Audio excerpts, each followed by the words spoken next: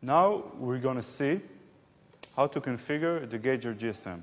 The first screen will be solid logo and the software revision. After that, the device will go through echo search. And as we can see, GSM initializing, it means that the modem is initializing. This step should be about half a minute.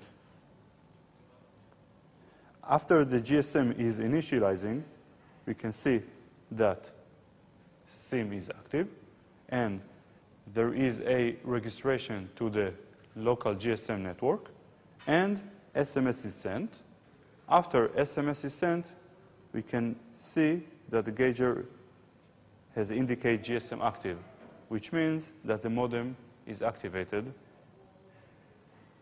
The GaugerGSM has 4 buttons. The first button is to slide left through the icons and going up inside the main menu. The second button is the enter button and the plus. The third is the minus. And the fourth is the right button and down button. We will go through the icons. The first icon is the LCD brightness icon. We can control the brightness using the plus and the minus buttons. While I press minus, the brightness will decrease. If I press plus, the brightness will be brightened. The T icon indicates the external and internal temperature. I pressed enter in order to enter to the status of the temperature. As we can see in the screen, we have the internal and the external. We can reset this status in order to recalculate the temperature, or we can step out by pressing next and enter on done.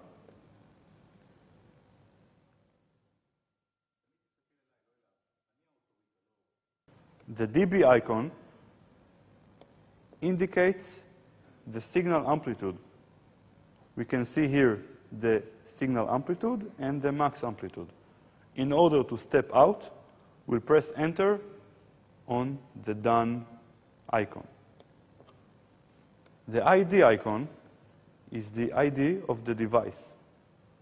We can see the serial number and the part number ID. The ID icon represents the indication of the gauger. We have the software revision.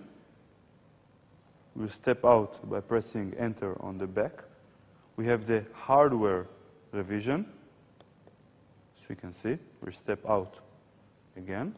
And we have the date, which is the manufacturing date.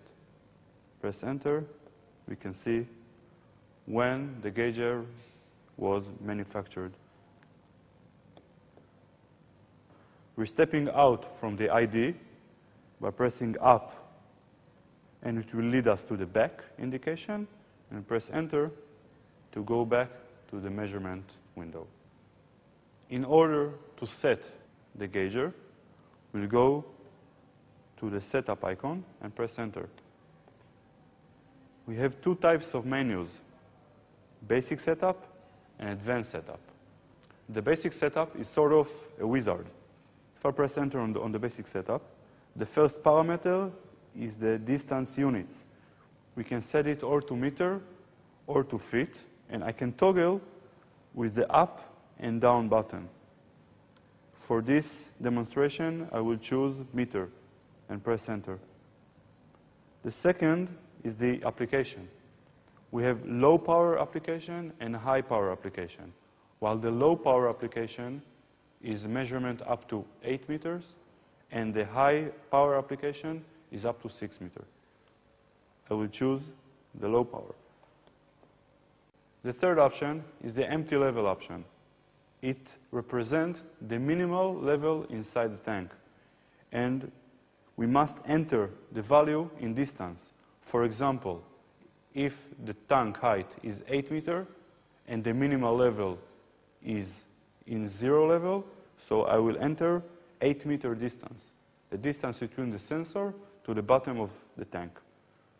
For example, I can toggle with the minus and the plus in order to increase or decrease the digits, and toggle to the right digits using the right button.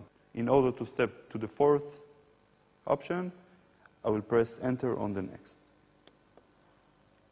The fourth option is the full level. The full level indicates the maximal point inside the tank. Please note that the dead zone of the 75 kHz sensor is 15 centimeters. So the minimal value the user can enter to the full level is 15 centimeters. For example, if the user wants to set the full level to 1 meter, it means that the full level is located 1 meter away from the sensor. I will set it to 1 meter using the plus and the minus buttons as followed. And press next. The fifth option is the value to display. The user can indicate on the screen distance, level, level in percentage, distance in percentage, or going back to the fourth option. For this demo, I will set it to distance. The false echo scan is a function that the gauger can map all the obstructions inside the tank. For example, if you have a ladder or a pipe that generates false echoes, the gauger can map it and eliminate it while using the false echo search. In order to enter the false echo search, I will press enter on perform. As we can see, the gauger shows all the points that are already mapped inside its memory. And we can toggle using the down and up button. If I press next,